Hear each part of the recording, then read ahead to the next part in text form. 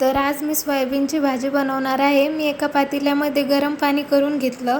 त्यात 1 ते 1.5 वाटी सोयाबीन अर्धा तास भिजू घातले। तोपर्यंत गॅसवरती कढई ठेवली। त्यात 1 ते 1.5 पळी तेल टाकलं। तेल चांगलं गरम झालं की लगेच त्यात कांदा टाकला। कांदा चांगला परतला की लगेच त्यात 4 ते 5 लसणाच्या पाकळ्या टाकल्या। नंतर खोबरं टाकलं, टोमॅटो, हिरवी मिरची टाकली। लगेच हे चांगलं गॅसच्या मीडियम फ्लेमवरती परतून घ्यायचं। अर्ध्या तासाच्या नंतर सोयाबीन पण चांगले भिजलेले आहे, एकदम टम्म फुगलेले आहे।